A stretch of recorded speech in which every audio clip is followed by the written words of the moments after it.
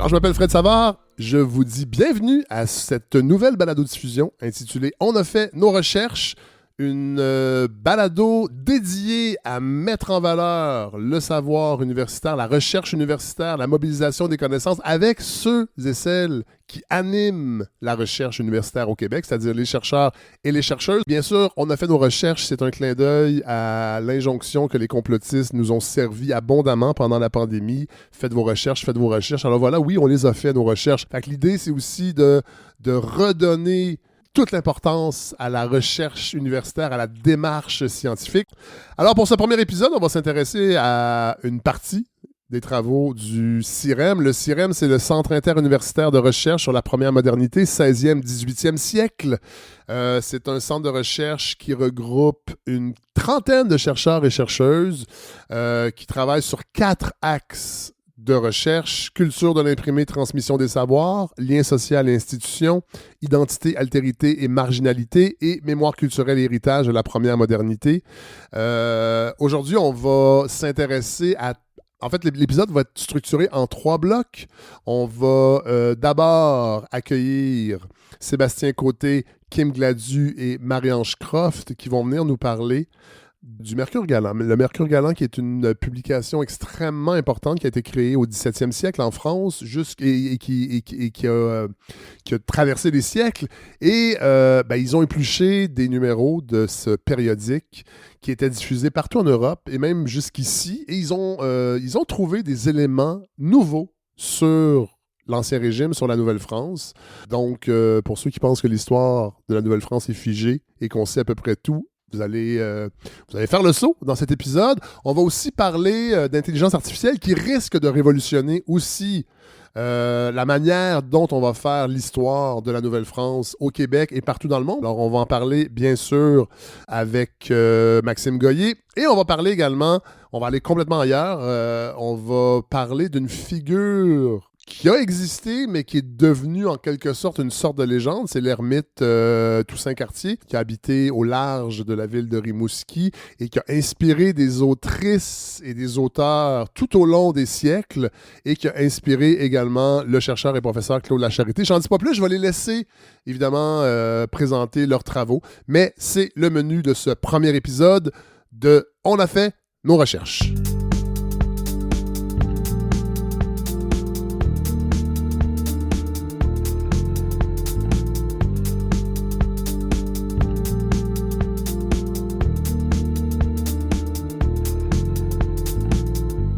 Alors, j'ai avec moi 3 chercheurs. On va régler ça. Est-ce qu'on dit chercheur? Kim Gladu, Marie-Ange Croft, qu'est-ce qu'on dit? Moi, je préfère chercheur. Moi aussi, je préfère chercheur. Bon, alors ça va être 2 chercheurs et un chercheur. Hey, je vous laisse vous présenter. Je m'appelle Sébastien Côté, je suis professeur de littérature au département de français de l'Université Carleton à Ottawa et je me spécialise dans la littérature de la Nouvelle-France, surtout des curiosités, un peu comme le Mercure Galant. Alors bonjour, je suis Kim Gladu, je suis professeure associée au département de lettres et humanités de l'Université du Québec à Rimouski et je me spécialise dans la littérature française du 18e siècle, particulièrement la littérature galante. Bonjour, je suis Marie-Ange Croft. J'ai une formation de littéraire, donc je travaille comme coordonnatrice du Centre interuniversitaire de recherche sur la première modernité et du groupe de recherche Archipel, donc sur le patrimoine, à l'UQAR, donc à l'Université du Québec à Rimouski. Puis on s'intéresse à une période qui est la même, le 17e siècle, le 18e siècle français, oui, avec un pied dans la Nouvelle-France ou 2 pieds pour Sébastien. Oui, les 2 pieds. On pourrait dire que oui, on est des littéraires, mais on travaille sur des vieilles affaires. Ouais. Donc, on est un peu historien Oui, aussi. voilà. Et c'est un épisode qu'on organise avec le CIREM. Le Centre interuniversitaire de recherche sur la première modernité. Plusieurs disciplines, histoire, littérature. Principalement histoire-littérature, mais dans le CIREM, il y a aussi des philosophes, des historiens de l'art, des linguistes. Ouais. Et là, j'apprends qu'il y a une première modernité, donc il n'y a pas une seule modernité. Moi, je pensais qu'il y avait la modernité et la post-modernité. C'est ce qu'on appelait avant l'Ancien Régime. Okay. Il y a encore des gens qui vont dire de l'Ancien Régime. Oui. Mais... OK. Ah bon, intéressant. Donc, le Mercure Galant, comment on peut le décrire en premier lieu avant d'y plonger? Bien, le Mercure Galant, déjà, il faut savoir que qu'on peut considérer comme un recueil périodique. certains l'ont qualifié de journal auparavant, mais ça correspond absolument pas à ce qu'on considère comme un journal aujourd'hui. Ouais. Donc, c'est pour ça qu'on préfère le qualificatif de recueil périodique, parce que c'est réellement un recueil, en ce sens qu'il réunit des pièces, des textes d'origines diverses, de genres très variés, qui vont de la littérature aux récits de voyage, en passant par les traités de vulgarisation scientifique, les airs de musique. Bref, on trouve de tout dans ce recueil-là. Le Mercure galant a vu le jour en 1672, donc il a été fondé par un homme, un homme de lettres, qui s'appelait Jean Donneau de Visé, fondateur du Mercure. C'est un entrepreneur? Oui, évidemment. Non, mais en premier lieu, je veux dire, c'est lucratif, là, à l'époque. C'est certain que sa motivation, elle est économique. Non, d'abord, pas moi, que c'est quand même un homme de lettres. Hein. Il a déjà publié auparavant des nouvelles galantes. Il a également publié une pièce de Molière, Le Cocu imaginaire, avec un appareil critique minimal.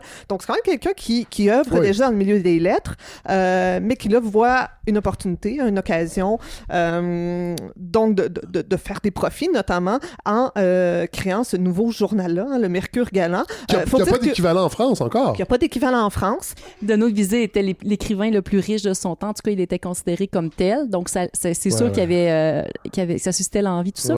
Faut dire que les débuts sont assez difficiles. Hein. Le premier numéro paraît en 1672, mais la publication est interrompue dès 1674.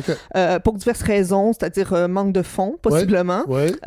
Également manque de matériel, parce que quand même, publier un numéro par mois de 300 à 400 pages, faut avoir quelque chose à dire. Mais c'est d'ailleurs pour ça aussi qu'il s'adjoint plusieurs collaborateurs. Donc, il y en a qui sont réguliers, qui sont en quelque sorte des collaborateurs officiels, mais il y en a d'autres aussi qui sont simplement des lecteurs, des lectrices qui envoient des textes à Donneau de Visé dans l'espoir d'être publiés dans le Mercure. Une des choses qui est intéressante, je pense, puis qu'on n'a pas évoqué, c'est le fait que, comme le champ journalistique se structure, on est au tout début, d'ailleurs, on ne parle pas de journal. Non.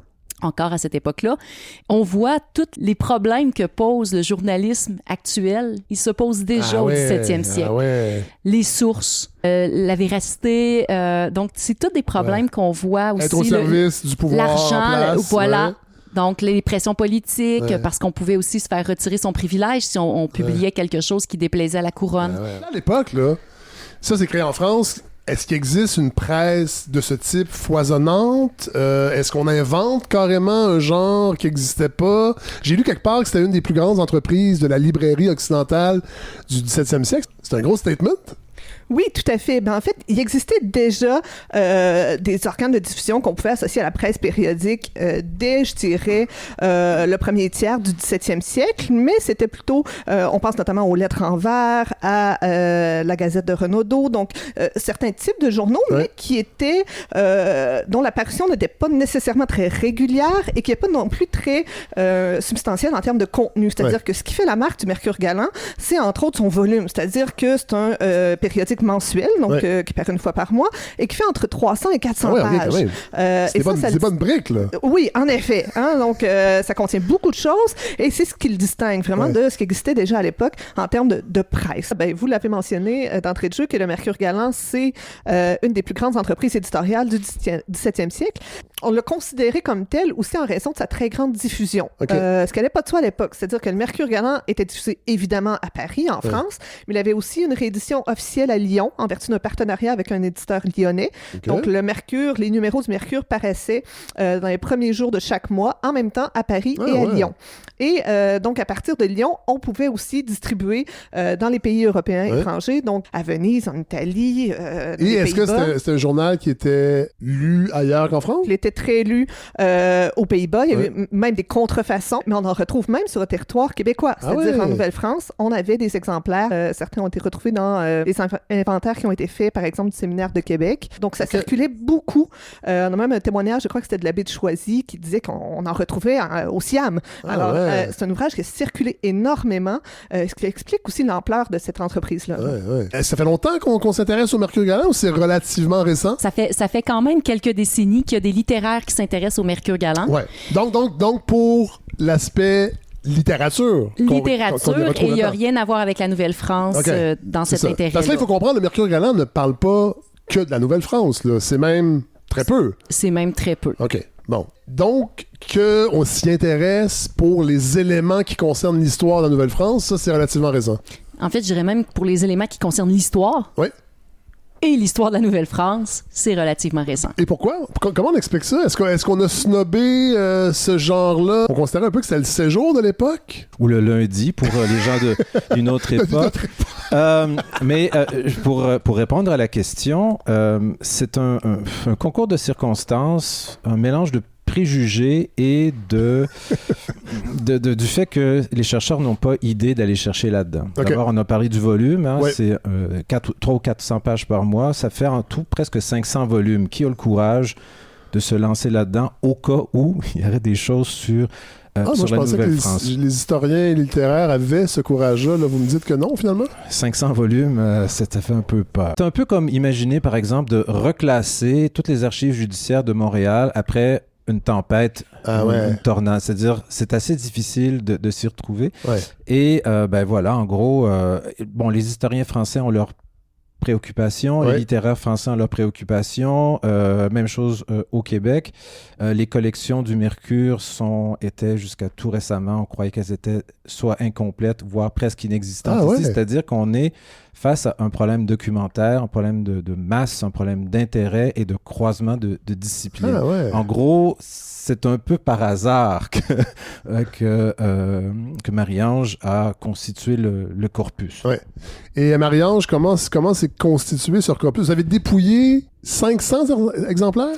Oui, 500 exemplaires, ça c'est juste sous le règne de Louis XIV parce que je me suis arrêtée au règne de Louis XIV. Ça a été long, donc il y a une recherche plein texte qui, à partir du moment où ça a été numérisé, ça a été possible de faire une recherche plein texte sur plusieurs exemplaires, mais pas sur tous. Une recherche aussi par table des matières, donc ça a demandé quand même pas mal de temps à retranscrire tout ça. Est-ce qu'il y a quelque chose qui parle de savoir que vous êtes trop littéraire? Parce qu'il y a une manne quand même pour plusieurs événements importants qui se sont déroulés ici, qui sont relatés dans le Mercure Galant quand même. Je ne sais pas comment répondre à la question de manière très sensible.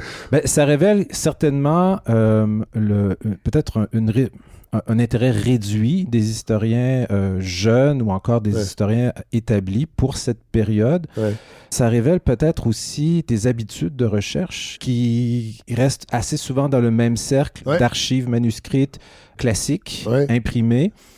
Et peut-être aussi, on en a parlé, je vais le dire, l'impression qu'on a affaire à un corpus clos. Quand on a affaire à un corpus clos, on arrête de chercher du nouveau. Les littéraires... Attends, qu'est-ce que vous voulez dire par corpus clos? Alors, on imagine qu'à Montréal, il y a 28 rues. Oui. On ne va pas en chercher une 29e. Ah oui. C'est-à-dire que là, c'est un exemple tout à fait absurde, mais... Alors, si on considère que, le corpus de la Nouvelle-France, c'est tel auteur, Marie l'Incarnation, machin... les archives coloniales, c'est ça, puis on va jouer dans notre carré de sable. Les littéraires, parfois, sont un peu têtus, un peu naïfs et surtout incrédules. Ils se disent, comme je travaille en Ontario et qu'il n'y a personne qui s'intéresse à la littérature de la Nouvelle-France, sauf à Rimouski, au Québec, je me suis dit, j'ai rien à perdre et on va chercher. J'ai trouvé de mon côté, mais Marie-Ange a trouvé tout ça. Ouais. C'est un peu par hasard et par obstination. Mais c'est intéressant. Est-ce que aussi ça se peut que encore aujourd'hui, il reste un petit reliquat d'un certain snobisme parce qu'à l'époque, entre autres, les encyclopédistes qualifiaient le Mercure Galant de journalisme servile, de La Bruyère qui disait du Mercure Galant qu'il était immédiatement en dessous de rien. On a parlé même des égouts de Parnasse. On a dit qu'il était l'ancêtre des magazines féminins. En fait, il était écrit, comme il était écrit au jeu, du fait qu'il s'adressait peut-être à une clientèle plus féminine? Oui, mais je pense que ce serait d'avoir une idée erronée du public du Mercure, c'est-à-dire qu'on a pu déduire ce public féminin-là, ce lectorat féminin, je crois, à partir de peut-être une fausse interprétation qu'on se faisait du contexte d'écriture du Mercure. Donc, Donald Visé, qui est le fondateur, a instauré ce qu'on appelle une fiction épistolaire, c'est-à-dire que, comme récit cadre aux pièces qu'il publiait dans le Mercure, il faisait semblant, disons-le, d'écrire à une dame de province. Ah, c'est ça. Donc, il y avait une destinataire fictive qui était une dame qui aurait habité en province et lui, il lui envoyait en fait les nouvelles, les actualités du royaume. Okay. Alors, c'est cette fiction épistolaire-là qui servait de texte cadre et qui a pu donner l'impression que le public était strictement féminin ou majoritairement féminin. Alors qu'en fait, il s'agissait d'un public mondain, certes, mais qui comptait au moins autant d'hommes que de femmes. Qu'est-ce qu'on y retrouve? Il y a un peu de tout, c'est très hétéroclite. Il y a des relations, il y a des nouvelles, il y a des notices nécrologiques, les premiers articles des morts. Des annonces de mariage, de promotion, des descriptions de cérémonies. Il y a les comptes rendus des guerres de Louis XIV. Il y a des poèmes aussi, il y a des textes littéraires, des échanges mondains un peu une espèce de continuum des cercles galants. Donc, c'est vraiment très éclatant. Donc, qu'est-ce qu'on y retrouve d'intéressant pour l'histoire de la Nouvelle-France? En fait, on ne retrouve pas juste des choses pour l'histoire de la Nouvelle-France, mais l'histoire en général de l'Amérique. OK. Parce que... Oui. Donc, nous, on s'intéresse à la Nouvelle-France, mais il y a vraiment un corpus là, qui... Donc, il y a beaucoup de textes sur les Antilles, sur l'Amérique du Sud aussi. En fait, il y a beaucoup de choses sur ce qui constituait alors l'Amérique coloniale française. Dans l'historiographie canadienne, on a fini par rétrécir cette Amérique française au territoire du Québec, éliminant peu à peu l'Ontario, le Nouveau-Brunswick, Terre-Neuve et tout. Où vous travaillez, on le répète. Exactement.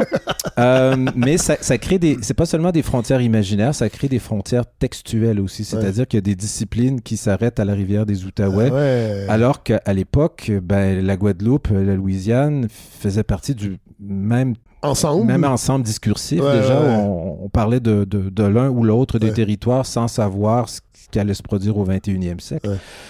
Alors, qu'est-ce qu'on retrouve? On retrouve beaucoup de choses intéressantes. Bon, on a parlé des notices nécrologiques qui donnent quand même une idée de l'importance d'un personnage en France.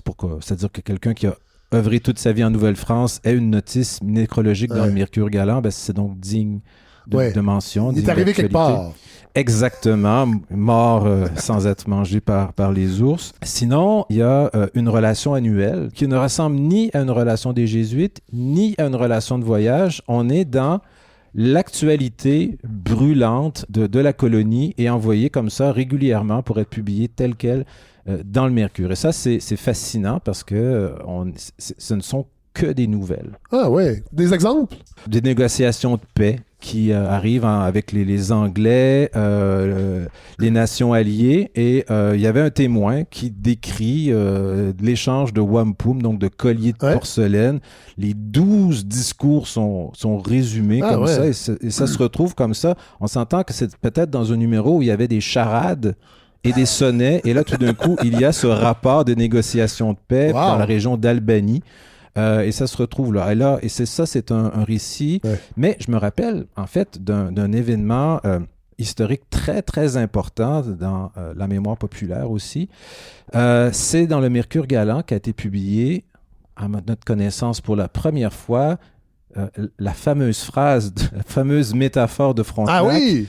Je vous répondrai par la bouche de mes canons et de mes fusils. Nous avons déterminé que c'est peut-être Frontenac qui l'a dite, mais c'est peut-être pas lui qui l'a écrite dans ce qui a été publié, parce que le récit est de son secrétaire, qui a été publié en janvier 1691. Donc, j'ajouterais que le Mercure galant, c'est aussi, on retrouve dans ce corpus-là beaucoup d'anecdotes.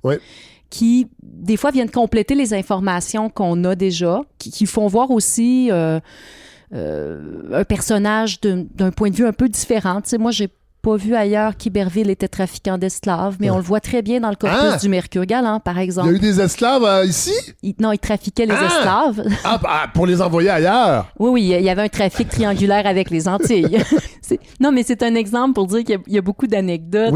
On a aussi dans les relations qu'on présume à être de l'ancien secrétaire de Frontenac, Monseigneur, donc qui écrit chaque année en France. Donc, il y a toutes sortes de détails comme ça. Donc, lui, il fait une revue de l'année. Les relations. Sébastien, vous avez dit le mot quelques fois. C'est quoi exactement, au point de vue littéraire, une relation? Parce qu'on connaît la relation des Jésuites, c'est un terme qu'on connaît depuis nos cours d'histoire au secondaire, mais exactement une relation, c'est quoi? Bon, alors, pour parler de relation, on va commencer par revenir à un verbe, rappeler un verbe. Relater, c'est faire le récit. Alors, une relation, c'est faire le récit. Alors, les Jésuites parlent parfois de leur voyage, mais ont d'autres intérêts. Mais je dirais qu'à partir de la 10e année, on parle beaucoup d'évangélisation et assez peu de nature. Les relations de voyage au 17e, au 18e siècle sont très, très nombreuses. C'est un genre. C'est en un soi. genre, Ouais. un genre littéraire. Jean-Michel Racot, 18e, a déterminé qu'on avait publié entre 5 et 6 000 Ah ouais. relations de voyage au 18e siècle seulement Ouais, et en France, ouais. en traduction ou non. Ouais, quand même. On a imprimé 1000 romans Ouais, en ouais, France. C'est pendant ça. au 18e siècle. Mais les gens étaient complètement... C'était leur manière de voyager par procuration. Oui, c'est ça. Peut-être qu'on rêve de partir Oui. aussi pour avoir une vie meilleure, mais toujours est-il que c'est un genre vraiment important. Ouais. Alors, c'est ça, une relation de voyage. Et ce qui est différent un peu par rapport à ce qu'on connaît aujourd'hui Oui. de la relation de voyage, c'est que les relations de Canada sont des relations statiques. OK. Pour la plupart, on reste dans la région de Québec où parfois on va un petit peu au sud quand Ouais. il s'agit de négocier une paix. Et voilà, donc le voyage est déjà fait Ouais. et finalement, c'est une chronique annuelle. Ouais. Alors, je ne sais pas, ça ressemble pas du tout au bye-bye parce que c'est pas très drôle, Non, mais non. c'est Mais il y a le plusieurs bye-bye- rendez-vous. Il y a plusieurs bye-bye qui n'étaient pas très drôles. D'accord. C'était peut-être pas Et l'intention. on aurait pris plus de littéraire à ce moment-là. Donc voilà ce que c'est qu'une relation. Puis les relations de voyage forment l'essentiel du corpus canonique ou des classiques de la Nouvelle-France. Ouais. Je pourrais ajouter quelque chose. On Ben a oui. parlé de l'entreprise éditoriale, on a parlé de 2 lieux d'édition officiels et presque simultanés. Il faut imaginer, aujourd'hui, Paris-Lyon en TGV, c'est 2 heures. Ouais. Les nouvelles voyagent plus lentement Ouais. au 17e siècle, mais quand même relativement rapidement. Il faut s'imaginer ce que c'est. On ne va pas transporter la presse ou on compose les pages aux 2 endroits avec des petits caractères de plomb. OK. Alors, c'est comme ça qu'on les fait, mais il Ouais. faut aussi que la nouvelle arrive dans Oui, le c'est même ça. état avant d'être composée. Alors, prenons le récit de la victoire de Québec contre les Anglais en 1690, la relation qui contient la fameuse phrase de Frontenac. On sait que ce récit a quitté la Nouvelle-France à l'extrême limite, donc à la fin novembre. Il y avait déjà des glaces sur le fleuve et on sait que Laontan était sur le bateau. Il n'était pas tout seul. Le bateau arrive à La Rochelle le 12 janvier et la nouvelle est publiée simultanément à Lyon et à Paris le 31 janvier. Ah oui, quand même. De La Rochelle à Versailles, à Paris, à Lyon, publication simultanée. C'est effarant. Comment on peut physiquement, comment on peut l'expliquer? Ben, en fait, dans ce cas-ci, je pense que les enjeux politiques étaient énormes. Il y avait un intérêt à publier très, très rapidement. Quitte à jouer avec les dates? Quitte à jouer avec les dates s'il le faut. Non, ce que je voulais dire aussi au sujet de l'importance de cette nouvelle, Oui. évidemment, il ne faut pas penser que un jour, les Français regretteraient la perte de Québec. Ça n'a absolument rien à voir avec ça. Mais c'est une victoire dans le contexte de la guerre de la Ligue d'Augsbourg. C'est une guerre européenne et on a une victoire sans boulet de canon, à peu près, remportée par les Français du Canada contre les ennemis anglais. Et il ne faut jamais oublier le contexte européen dans lequel s'inscrivent presque toutes les nouvelles sur la Nouvelle-France. Et c'est ce qu'on a parfois un peu perdu de vue aujourd'hui. Dans ce cas précis-là, il y avait des intérêts commerciaux importants, c'est-à-dire que l'Acadie venait de tomber aux mains des Anglais et les Anglais étaient tellement certains de leur victoire qu'ils avaient envoyé des bateaux avant même d'entrer dans le fleuve pour annoncer que Québec était tombé. Donc, on retrouve de ça dans le Mercure Galant, mais on retrouve l'anecdote aussi. Kim? Oui, bien en fait, je pense que ce qui caractérise ou ce qui différencie les relations de Canada qu'on retrouve dans le Mercure des autres relations, par exemple celle des Jésuites, ben c'est une présence accrue de l'anecdote comme micro-genre littéraire et qui sert en quelque sorte de moteur à la narration. Alors, l'anecdote, c'est un petit récit curieux et qui sert à rapporter donc un fait extraordinaire ou hors du commun, en quelque sorte. Et l'anecdote, à l'origine, avait une valeur souvent morale. Elle servait d'exemple édifiant ou de contre-exemple parfois. Or, dans le Mercure, on retrouve au sein même de ces relations-là plusieurs anecdotes qui racontent des petits faits curieux, des petits faits extraordinaires arrivant en Nouvelle-France, mais qui n'ont pas pour but, en fait, n'ont pas une visée morale, mais visent à susciter l'intérêt du lectorat. Parce qu'on le dit, le public du Mercure, c'est un public mondain. Donc, c'est pas le public érudit du Journal des savants, par exemple, et c'est ni le public de la Gazette de France qui, elle, fournit des informations brutes, non circonstanciées, etc. Alors, pour séduire, en quelque sorte, ce public-là, parce qu'il faut rappeler aussi que le Mercure s'inscrit dans une logique commerciale, c'est-à-dire qu'il fonctionne par abonnement et souscription. Donc, ça nous prend des lecteurs pour financer le projet. Alors, évidemment, pour attirer les lecteurs, on doit lui fournir quelque chose de plaisant, quelque chose de curieux, d'exotique, qui va capter son attention, numéro après numéro. Alors, on va utiliser l'anecdote pour susciter la curiosité du lecteur, et donc lui partager un récit plaisant à partir de ce qu'on observe en Nouvelle-France. Et là, je pense pense à certaines anecdotes, par exemple, plusieurs qui concernent les Premières Nations. Oui. Donc, le rédacteur va mentionner, par exemple, qu'il a été témoin d'un enfant de 2 ans, donc qui est membre d'une Première Nation et qui l'a vu fumer la pipe. Bon, c'est le genre d'information, d'anecdotes qu'on va trouver. Plusieurs anecdotes aussi vont concerner, évidemment, les rapports avec les Anglais sur le territoire, parce que, on l'a dit, le Mercure galant, c'est aussi un organe de propagande pour la politique de Louis XIV, pour la couronne de France. Alors, il y a plusieurs anecdotes aussi qui vont mettre en scène des Anglais, mais là, évidemment, sont les dindons de la farce. C'est-à-dire que les Anglais vont être dépeints comme des fuyards, comme des gens peureux, peu courageux, comme des lâches. Alors, c'est vraiment un micro-récit, je dirais, qui est inséré dans les relations et qui distingue les relations de Canada des autres relations qu'on retrouve à l'époque. Une des choses aussi qu'on trouve dans le Mercure galant, c'est le premier récit publié de Madeleine de Verchères. Ah ouais. 20 ans avant celui qu'on avait toujours considéré comme étant le premier récit qui se trouve chez Bacqueville-la-Poterie et qui est écrit, qui est publié dans le Mercure galant, par une lettre, par un récit qu'en fait le même Bacqueville-la-Poterie en 1702. Il y a Madame de Sévigné, parce que bon, c'est une anecdote croustillante, qui était pas contente de la place que prenaient des gens dans le Mercure galant.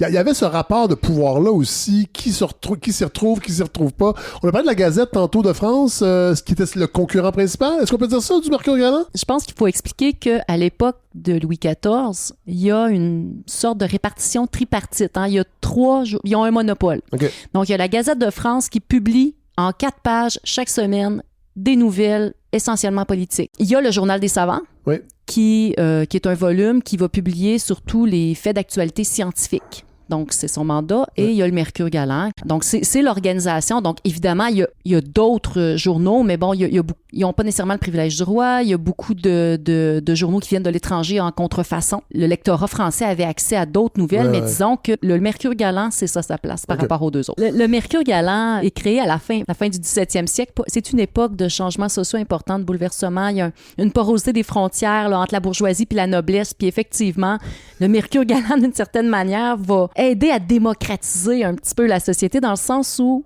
t'as pas juste les nobles qui publient. Il y a même des textes où on rit, là. Je pense que c'est une pièce de Molière qui dit que même son valet de chambre est dans la Gazette, là. Tu sais, c'est pas la seule Madame de Sévigné à être dérangée. Okay. À déranger des bourgeois. C'est toujours une bonne idée. Là, ce corpus-là, ces exemplaires-là du Mercure galant, est-ce qu'on peut les consulter ou c'est juste pour les chercheurs? Ce corpus-là va être disponible en ligne cette année. Pour tout le monde? Pour tout le monde. Parce que là, depuis que je connais l'existence du Mercure galant, j'ai envie de m'abonner. Évidemment, c'est pas possible. Et ça va être gratuit. Mais j'ai envie de parcourir ça, vraiment. Hey, merci à vous trois. C'était vraiment passionnant.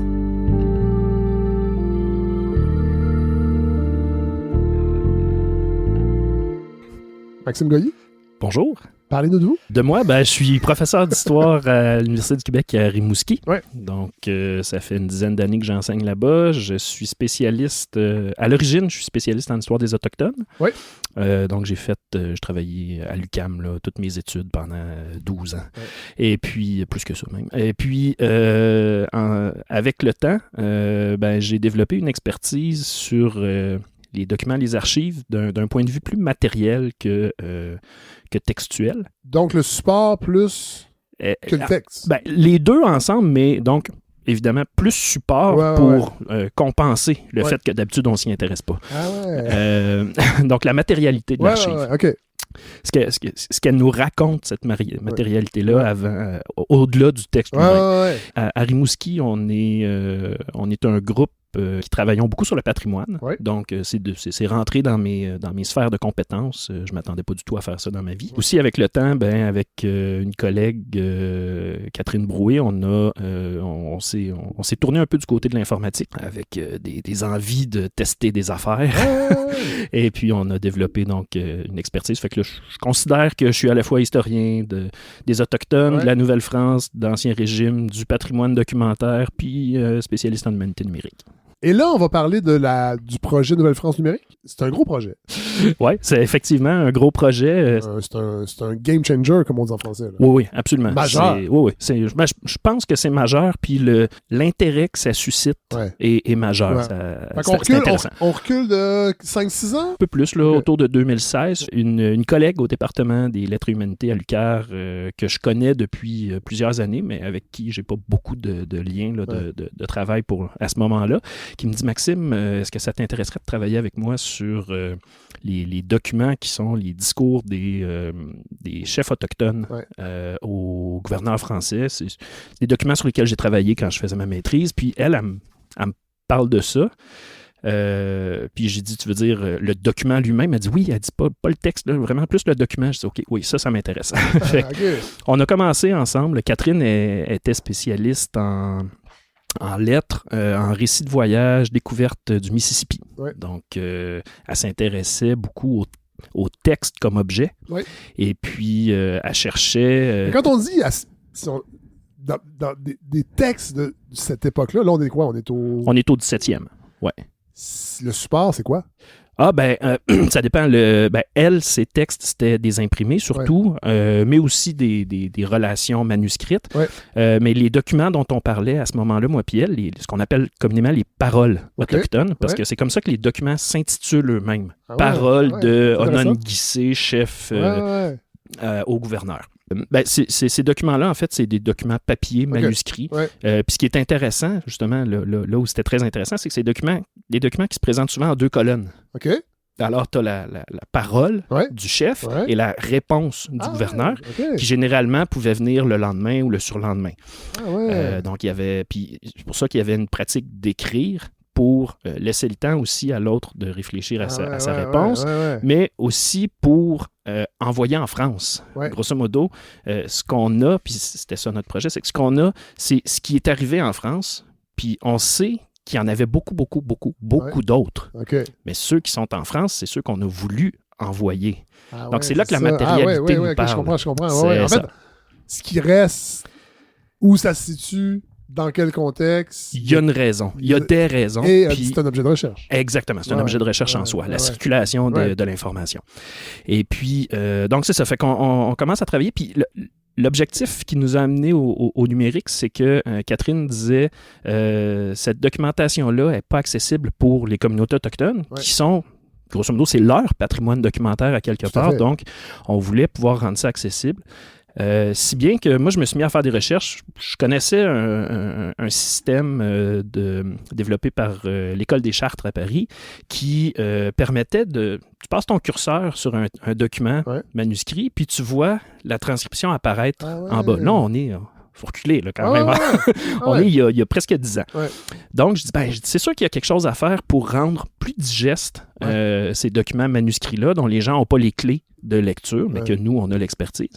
Fait que je me mets à chercher sur Internet, puis je trouve un site web où on parle d'un logiciel qui semble assez nouveau, qui permet d'associer une image avec du texte. Et donc, pourquoi ça associe? Parce que, en fait, l'image est découpée, segmentée, qu'on dit, en coordonnées, en polygones qui ont des coordonnées pixels dans l'image. Fait, grosso modo, ça dit, à l'intérieur de ce polygone-là, il y a une ligne de texte, où il y a un bloc de ligne de texte, où il y a un mot.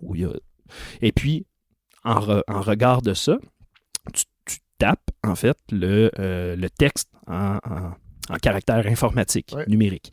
Et puis, à partir de ce logiciel-là, donc, le projet qui se mettait en branle à l'époque, en 2016, c'était de développer l'intelligence artificielle pour, en associant une grande quantité d'images, d'association image-texte. Quand on parle d'images, dans le cas qui nous occupe, c'est des photographies de texte? C'est ça, des photographies numériques d'archives. Donc, idéalement, de bonne qualité, mais déjà, en tout cas, on n'a pas besoin d'une très bonne qualité, finalement. Même trop de qualité, ça alourdit plutôt que de facilité. Et donc, je regarde ça. Bon, c'est déjà à Innsbruck, en Autriche. qu'est-ce qu'on fait? On leur écrit un courriel? On s'essaye, puis tout de suite, on a une réponse super rapide.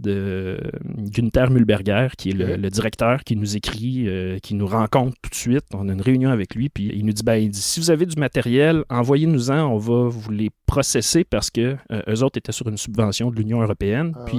Donc, ils nous ont proposé comme ça de nous aider. On a fait des tests avec eux. Fait qu'on a été pas mal parmi les premiers groupes francophones. Pas le premier, là, mais parmi les premiers groupes francophones à utiliser cette interface-là pour associer donc des images de documents d'archives avec le texte, puis construire graduellement une base de données d'entraînement. Et puis donc, nous, on a vu les premiers algorithmes, là, c'était nul. Disons-le comme c'est, 20% d'erreurs. Mais là, juste pour qu'on comprenne, vous avez, mettons, des photos de paroles. Ce logiciel-là vous permet... Essentiellement. En fait, ce que ça permet, c'est de nourrir un dépôt numérique dans lequel l'image est associée avec sa transcription. Donc, grosso modo, c'est comme un PDF, là. Le PDF, c'est deux choses. C'est une couche d'image avec une couche XML derrière. Ça dit ce que tu as dans l'image. Ce qu'on fait, nous, c'est ça, c'est qu'on produit des XML qui sont associés à une image JPEG ou TIFF ou n'importe quoi. Et l'association des deux peut donner un PDF ou peut donner autre chose. À partir du moment où on transcrit des documents, c'est les transcriptions qu'on produit ont servi au projet READ. Là. Ça leur a permis, eux, avec les associations, de développer des algorithmes qui ont appris à apprendre. C'est pas grave la langue dans laquelle c'est. Il fallait que les algorithmes apprennent à se calibrer, c'est-à-dire à identifier où est-ce qu'il faut qu'ils coupent des lettres, où est-ce qu'il faut qu'ils aillent chercher un jambage qui descend versus... on parle de graphie. Exactement. Puis de graphie que chaque page, chaque mot, chaque lettre est un peu différente de l'autre, alors qu'en typographie, en imprimé, chaque lettre est parfaitement identique. Mais donc, plus on a produit de données, plus on a pu entraîner des modèles de reconnaissance des écritures manuscrites. Au début, comme je disais, à 20% d'erreurs, ça ne vaut pas la peine. Non. Mais l'enjeu, c'est pas ça. L'enjeu, c'est que si on se commet à produire les données, à un certain moment, ça commence à payer. C'est là qu'on est arrivé. Et aujourd'hui, on peut transcrire en quelques secondes, quelques minutes. C'est pas vrai, là, parce qu'il faut produire quand même un petit peu de données d'entraînement, mais disons qu'on transcrit une 50aine de pages pour un greffe de notaire. On est capable, après ça, de prendre ces 50 pages-là, les associer à un modèle qui existe déjà pour calibrer comme il faut l'algorithme, et on est capable après ça de transcrire l'ensemble du greffe de notaire. Si c'est une graphie correcte, là, autour de 3, 4, 5% d'erreur. Donc oui, avec ça, tout de suite, l'idée qui nous vient, c'est on peut transcrire l'ensemble des archives de la Nouvelle-France. Donc là, on parle de quoi, 7, 8 millions de documents? D'après moi, on est autour de 10. OK, bon. C'est une estimation grossière, là, quelque part entre 8 et 10 millions de pages. Ce qui fait que, du point de vue humain actuel, puis de notre habitude, de notre culture, c'est très, très gros. C'est titanesque, c'est impensable. Du point de vue de la technologie actuelle, c'est jouable, sans grand problème. En fait, la limite, c'est notre capacité à numériser ces documents-là. Ça, c'est un gros enjeu, la capacité à prendre les photos, des photos de belle qualité. Mais en fait, c'est ça. Et c'est ça le côté révolution, c'est que là, ça change complètement de paradigme de recherche, d'interdisciplinarité, d'accès au public aussi. Il y a plein de nouvelles affaires qui apparaissent avec l'intelligence artificielle. C'est un univers qui s'ouvre. C'est-à-dire qu'à partir du moment où on peut transcrire comme ça à grande échelle, on a plein de réflexions à faire sur les rapports coût-bénéfice. Énormément. Moi, ça a été... Tout de suite, c'est ce que j'ai vu. Là. Je me suis dit, OK... Mais attendez, vous dites strictement budgétaire, là? Ou... non, coût-bénéfice à énergie qu'on met... Tout, puis c'est même environnemental. Là. On peut aller jusque-là, parce que l'intelligence artificielle, ça a un coût environnemental extrêmement élevé. Ça, c'est vrai. Donc, il faut y penser aussi. Moi, je trouve qu'il faut qu'on pense tout ça. Fait que l'idée, c'est ça, c'est de développer... Mais la technologie va s'en occuper. De la trace environnementale, de la technologie. Et oui, j'aime bien l'ironie. Je suis un fan. Donc, non, mais attendez, j'ai trop de questions. Là, c'est parce que là, vous avez à l'intérieur de vous le chercheur qui cohabite avec peut-être le citoyen avec des sensibilités environnementales. Exactement. Ça doit être difficile que ces deux entités-là cohabitent. Parce que le chercheur doit dire go! C'est ça. En fait, moi, c'est ce qui me fait vivre, c'est ce qui me fait triper. Cette ouais. cohabitation-là me nourrit Ouais. beaucoup. Parce que ça a été mon premier réflexe, justement, de dire, OK, hey, c'est capoté, c'est génial, tout ce qu'on peut faire. Là, j'ai envie que tout le monde sache, puis que tout le monde fasse. Mais là, OK, mais là, on va être plusieurs. Il faut s'assurer que tout le monde travaille de la même façon, parce que sinon, on va produire des données ça va être le bordel. Mais là, moi, si je transcris quelque chose, puis qu'un autre le transcrit, qu'est-ce qui se passe? On vient de gaspiller. Lequel va être le bon? Est-ce que, dans cette réflexion-là, il y a aussi... Je vais dire le mot curation, mais je suis pas sûr que c'est le bon terme, mais c'est que les documents historiques n'ont pas toutes la même valeur. Est-ce qu'il faut toutes les numériser? Qui décide? Coût-bénéfice. C'est ça. Coût-bénéfice. Donc, mais c'est ça. En fait, ça résume beaucoup des enjeux. Puis moi, j'ai un plaisir à penser la chose comme ça. Ouais. Si je ne fais que travailler sur les documents qui m'intéressent moi, je suis pas très utile pour les autres, mais c'est pas grave. Parce que si on travaille tous à peu près pareil, ben, en faisant toute notre petite affaire de notre côté, on peut contribuer à un pot commun. Ouais. Mais encore faut-il que ce pot, ce dépôt collectif existe. Il n'existe pas. Okay. Fait qu'il faut le développer. Plus il va y avoir des données disponibles, en fait, des données disponibles appellent la recherche. Oui. Puis, Build it and they will come. On change complètement la façon de faire la recherche. Exactement. On redémocratise certains champs de recherche parce que Ça, c'est un vrai projet nationaliste, ça. Bien plus que mettre des drapeaux dans des classes du primaire. Je ne sais pas si je dirais que c'est nationaliste, mais c'est démocratisant, en tout cas. Moi, c'est plus comme ça que je le vois. L'ancien régime a perdu beaucoup d'amateurs, je dirais, d'intérêt auprès des chercheurs parce que le manuscrit est dur à lire, ça demande un effort, ça demande... Il y a quelque chose de difficile, de rébarbatif, mais actuellement, là, personnellement, moi, j'adore la paléographie. Okay? J'en mange. Ça me fait vivre depuis 25 ans. Actuellement, j'ai jamais vu autant de gens intéressés par la paléographie. Est-ce que l'intelligence artificielle actualise la graphie et les manuscrits? Peut-être. L'intelligence artificielle peut permettre beaucoup de choses. Il faut juste qu'on rêve un peu et puis on peut tout mettre en pratique. C'est-à-dire qu'actuellement, les algorithmes de reconnaissance du langage, de traitement du langage naturel actuellement ne sont pas en mesure de traiter du français de l'époque moderne. Parce qu'ils sont entraînés sur du français actuel. Puis là, la variabilité orthographique puis grammaticale est trop grande pour que ça fonctionne. Mais fait que là, vous allez régler ça. Ben oui, parce que l'enjeu c'est pas de modifier l'algorithme. C'est d'adapter l'algorithme à un jeu de données. Fait qu'à partir du moment où tu as assez, grosso modo, les spécialistes en traitement du langage naturel considèrent qu'un bon jeu de données, c'est 1 million de tokens qu'on appelle. Donc, 1 million de mots. 1 million d'objets mots, d'unités. Fait que, je veux dire, nous autres, on a déjà là, on a des millions des jeux de données de millions de mots. Donc, un spécialiste en intelligence artificielle, ça devient attrayant, intéressant pour lui de dire, OK, là, je suis capable de modéliser ce langage-là avec toute sa richesse. Sa richesse, puis son incongruité, si je peux dire. Parce que donc, ça demande du peaufinement pour les algorithmes existants, essentiellement. C'est ça. Donc, ça, c'est un des volets. Donc, traiter le langage de façon optimisée. À partir du moment, quand je disais « build it and they will come », ben c'est ça. Si tu as un jeu de données suffisant, tu attires des gens qui peuvent venir les travailler. Et là, l'intelligence artificielle est tout à fait utile, pertinente, d'un point de vue collectif, culturel, humain. Après ça, une fois qu'on va avoir modélisé ce langage-là, on va pouvoir aussi dire, bon, ben, ça, c'est le langage d'il y a 200, 250 ans, 300, 400 ans. Ben, en langage actuel, ça donne quoi? Facile de faire la conversion après. Une fois que tu l'as modélisé, puis que tu as un autre langage actuel modélisé, tu fais des plateformes de conversion. On va pouvoir traduire en anglais les documents du régime français comme ça, là, très facilement. C'est exponentiel. Oui.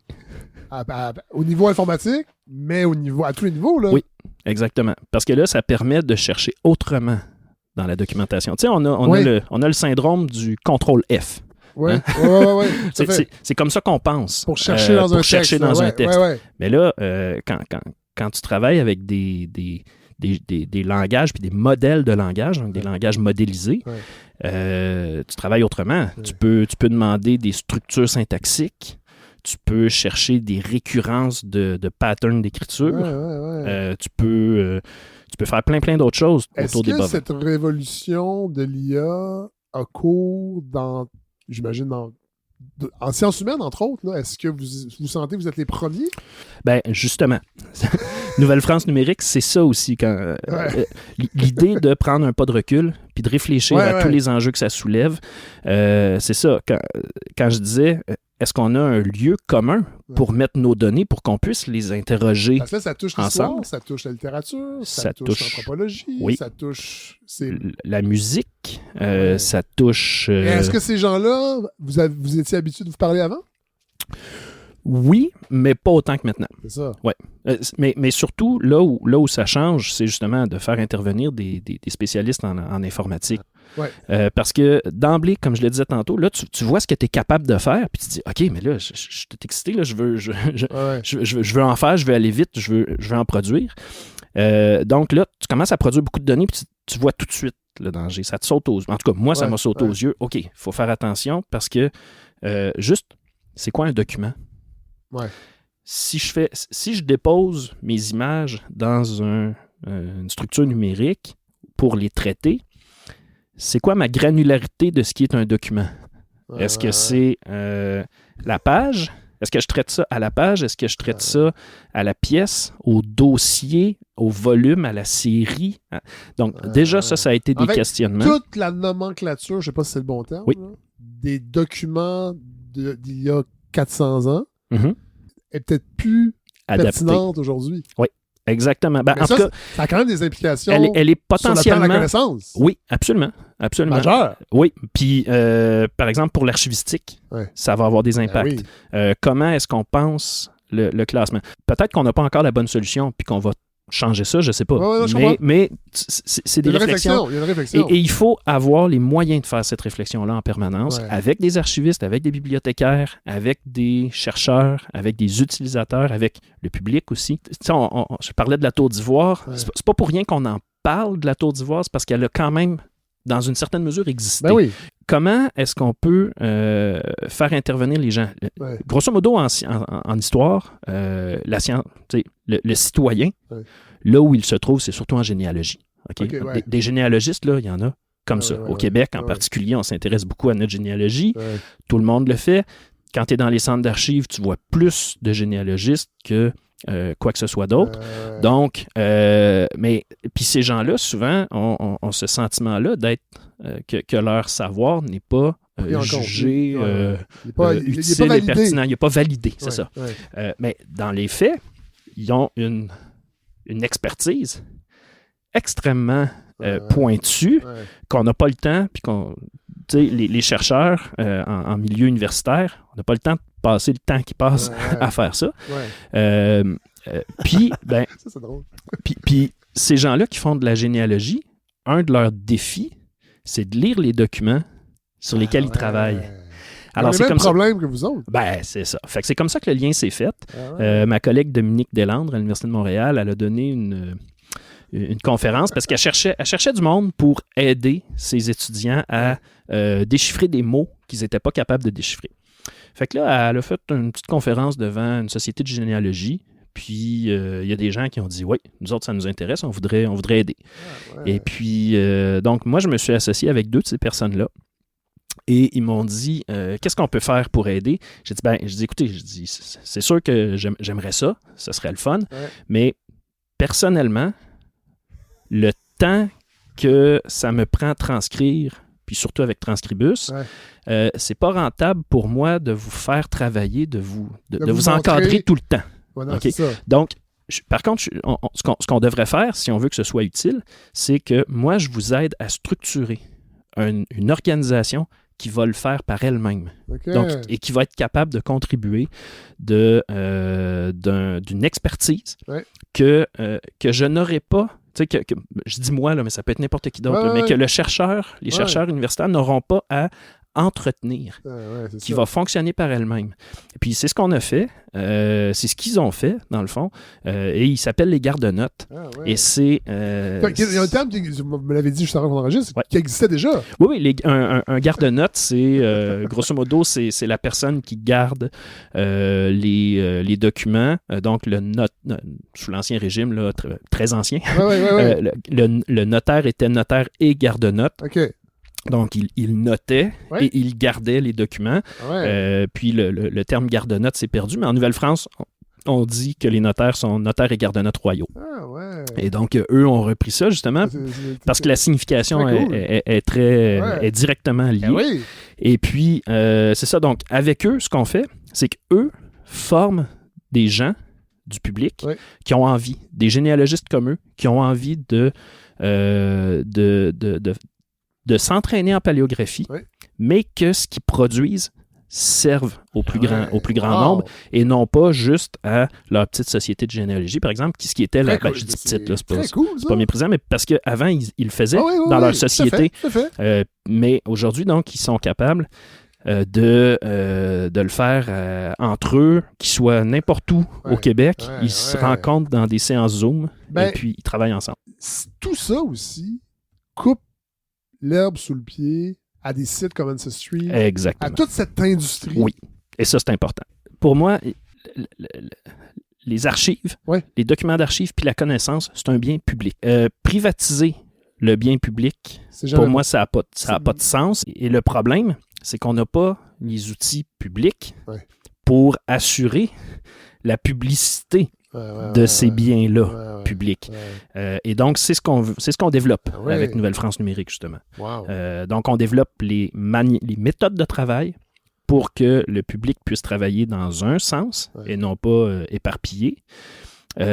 Puis, pour s'assurer que les données qui vont être produites vont être publiques, ouvertes, Accessible, gratuites, c'est ça. accessibles. Notre enjeu, du point de vue des contre-effets, c'est surtout du point de vue environnemental, je trouve. Qu'est-ce qu'on fait? Dans votre posture à vous, là? Bonne question. Vous n'avez pas encore la réponse? Non, j'ai pas encore étudié beaucoup cette question-là. Ouais. J'y réfléchis. Par exemple, je sais que ChatGPT siphonne c'est une catastrophe, énormément ouais. de Ouais. puissance de calcul. Ouais. Mais tu vois, le groupe avec qui je travaille, là, la coop Read à Innsbruck, eux mettent déjà l'accent sur la responsabilisation d'un point de vue environnemental. Il faut éviter de surcharger les machines. Je dirais que jusqu'ici, personnellement, là, mea culpa, j'ai pas été très bon. Bon. On fait des tests. Moi, je travaille avec mes garde-notes, justement. Ouais. On travaille à identifier où se situe l'optimal de la production de données d'entraînement. Si on veut transcrire un greffe de notaire le plus efficacement possible, c'est combien de pages et comment on sélectionne ces pages-là pour avoir un jeu de données qui va avoir le plus grand effet pour avoir des transcriptions le plus parfaites possible. Avec idéalement le moins de traces. En tout cas, le coût-bénéfice le plus avantageux oui, c'est ça. pour l'environnement et pour... Là, on n'a pas pris en compte l'environnement, justement. Ouais. Donc, dans ce processus-là, on fait beaucoup de tests. Ouais. Fait qu'on entraîne beaucoup d'algorithmes pour comparer les performances. Donc là, on est sous-efficace du point de vue environnemental. Ouais. Par contre, à terme, je pense qu'on va pouvoir justement donner aux gens assez de clés pour pas qu'ils perdent leur temps puis qu'ils entraînent le moins d'algorithmes possible inutilement.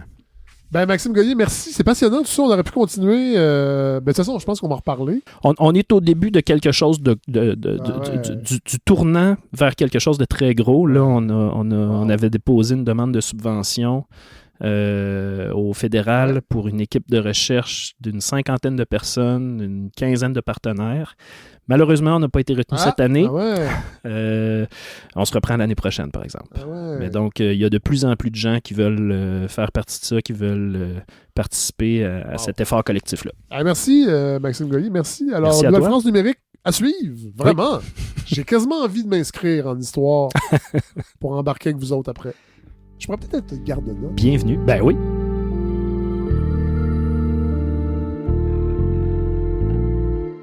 Claude Lacharité, Je suis prof à l'Université du Québec à Rimouski. Je m'intéresse à la littérature et en particulier à l'histoire de la littérature. Pas de période en particulier? Si, bien sûr. J'imagine. Je m'intéresse en particulier à la littérature française de la Renaissance. Ah! Ça, c'est vraiment mon champ de spécialisation principal, Ouais. mais je m'intéresse également beaucoup à la littérature québécoise du 19e siècle, Ouais. qui est un peu une période mal aimée, Ouais.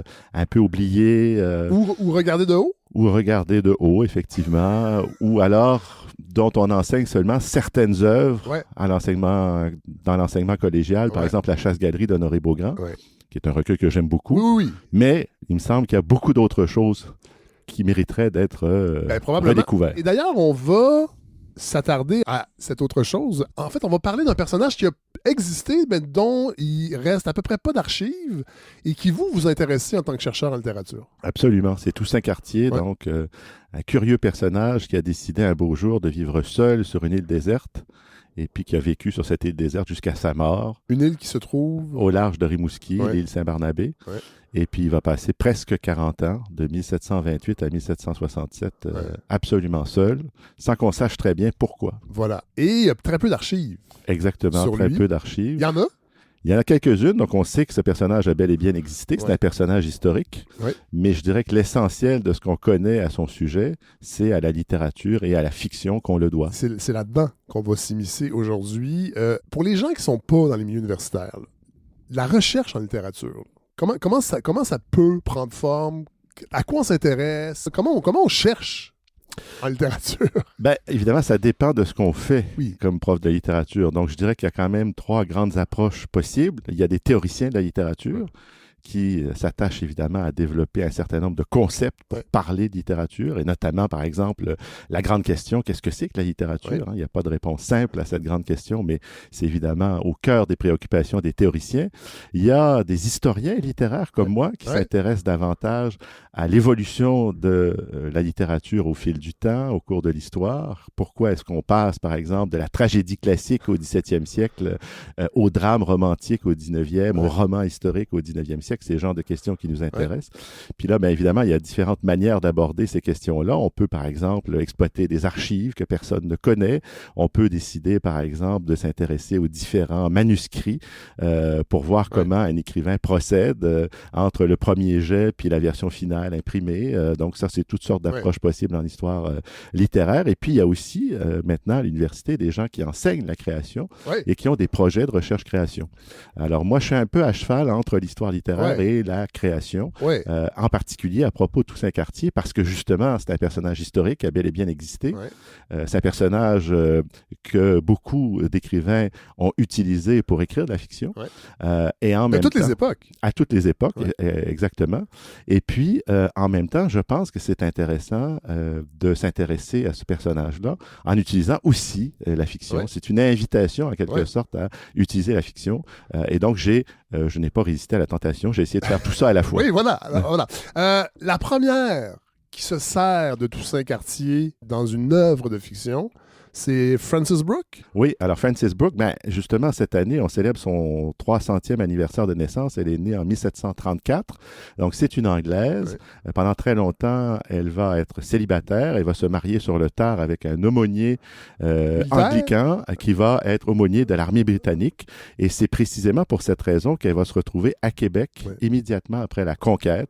Elle va donc séjourner chez nous pendant presque 5 ans. Quand elle arrive, donc, elle est déjà une écrivaine? Elle est déjà à succès? Écrivaine. Oui, elle a un relatif succès parce qu'elle a publié peu de temps auparavant un premier roman par lettres qui va connaître un assez grand succès à la fois en Angleterre, mais aussi en Europe parce que ça va être un roman très rapidement traduit en français. Donc, elle arrive effectivement comme une écrivaine relativement connue. Alors, je suis pas sûr que tout le monde dans la colonie connaisse Frances Brooke, mais disons dans la petite élite culturelle, politique, c'est un événement, militaire, qu'elle arrive. C'est c'est une femme assez connue. Et puis, mais elle vient surtout pour accompagner son mari parce qu'il est l'aumônier de l'armée britannique. Elle, Frances Brooke, assurément, c'est une grande francophile. Elle parle parfaitement français. Elle connaît bien la France. Elle a fréquenté un peu les salons parisiens. Et donc, je pense qu'elle est à la fois attirée par cette colonie parce que, bien sûr, c'est une colonie qui a été anciennement française. Puis en même temps, en arrivant, elle est sans doute un peu déçue de découvrir que les Français de ce côté de l'Atlantique ne ressemblent pas nécessairement aux Parisiens qu'elle a fréquentés dans les salons. Voilà. Et elle va s'intéresser donc à la figure de Toussaint Cartier qui est disparu depuis pas longtemps. Là. Non, qui est encore vivant. Il est encore vivant quand elle arrive. Oui, quand elle séjourne à Québec, il est encore vivant. Okay. Mais alors, la question, c'est de savoir est-ce qu'elle l'a personnellement connu? C'est assez peu probable, parce que les témoignages tardifs du 19e siècle insistent sur le fait que l'ermite n'aimait pas avoir de la visite, et en particulier de la visite de femmes. Donc, ça semblait être une sorte de règle implicite. Donc, c'est assez peu probable qu'elle ait pu rencontrer personnellement Toussaint Cartier. Mais ce qui est certain, c'est qu'elle en a entendu parler. Et à Québec, par exemple, certaines personnes le connaissaient bien. Celui qui va devenir évêque de Québec après la conquête, Monseigneur Briand, raconte que quand il est arrivé dans la colonie en 1741, une des premières choses qu'il a appris, c'est l'existence d'un curieux personnage d'ermite sur l'île Saint-Barnabé. Et pourquoi ce personnage fascinait tant à l'époque? Je pense que c'est le caractère radical de sa vocation. En fait, on peut penser que comme on est dans un monde très religieux, c'est normal qu'il y ait des ermites, c'est normal qu'il y ait des gens qui vivent seuls pour faire leur salut, mais en fait, l'Église catholique n'encourage pas du tout ce genre de vocation. Un pape qui est l'exact contemporain de Toussaint Cartier, Benoît XIV, considère que les ermites laïcs, puisque Toussaint Cartier n'est pas un religieux, c'est bel et bien un laïc, c'est comme des abeilles sans reine, c'est l'expression qu'il utilise dans un traité en latin, puis il dit, en fait, ce genre d'abeilles, il faut les excommunier sans ménagement. Donc, c'est pas un choix comment dirais-je, conforme aux attentes de l'époque. Évidemment, à l'époque comme aujourd'hui, il y a bien des gens qui ne respectent pas forcément les exigences de l'Église, mais disons que c'est pas habituel. Normalement, quand on veut faire son salut à l'époque, on entre plutôt dans les ordres missionnaires, surtout quand on est en Nouvelle-France. On a l'embarras du choix. On peut devenir récollet, on peut devenir jésuite, et puis Dieu sait si c'est quand même, comment dirais-je, une aventure. On risque même d'y perdre la vie. Donc, c'est vraiment, je dirais, un engagement total. Et Frances Brooke, qu'est-ce qu'elle va en faire? Alors, c'est pas un personnage qui est central dans son roman. Son roman paraît en 1769, donc 2 ans après la mort de Toussaint Cartier. Et elle imagine... Son roman s'appelle The History of Emily Montague? Oui, Emily Montagu. Émilie Montagu. Et effectivement, ça met en scène le personnage d'Émilie Montagu. Et il y a un autre personnage important qui est Ed Rivers, un officier militaire qui est amoureux d'Émilie Montagu, qui aimerait pouvoir se marier avec elle, mais elle est promise en mariage à un autre homme. Donc, évidemment, c'est compliqué. Et comme il est très déçu, il décide de se retirer à la campagne pour essayer de prendre un peu de recul. Et on lui apprend l'existence de cet ermite et il se dit, tiens, voilà un curieux personnage, je vais aller le rencontrer sur son île. Et la première idée qu'il se fait de cet ermite, c'est que ça doit être quelqu'un qui n'aime pas l'humanité. C'est un misanthrope, c'est pour ça qu'il vit en marge de la société. Mais après l'avoir rencontré, il s'aperçoit qu'il s'est trompé complètement. En fait, c'est un homme extrêmement sensible qui a été très éprouvé par la vie parce qu'il a perdu sa bien-aimée dans la traversée entre la France et la Nouvelle-France. Tout le monde meurt dans le naufrage du navire. Il y a un seul survivant, c'est celui qui va devenir l'ermite. Et donc, l'ermite recueille la dépouille de sa bien-aimée, l'enterre sur l'île et décide d'attendre que la mort lui permette de la retrouver dans l'au-delà. Donc voilà à peu près ce que fait Frances Brooke de ce personnage. Et c'est intéressant parce que ça répond exactement à ce qu'elle cherche à faire dans son roman par lettres. Elle veut montrer que, en quelque sorte, l'amant idéal, c'est un homme sensible qui est prêt justement à se sacrifier au-delà même du raisonnable pour sa bien-aimée. Et donc, l'ermite, c'est une sorte de figure idéalisée d'amant possible. Et le fait que Ed Rivers aille à sa rencontre et qu'il soit sensible à son sort, ça montre que lui-même est probablement un amant assez idéal. Et donc, un homme qui est fait pour Émilie Montagu. Et dans les faits, sans vouloir divulgacher la conclusion du roman... Parce qu'on va tous se garrocher chez notre libraire pour le lire. Voilà, mais disons que l'histoire se termine bien, je n'en dis pas davantage.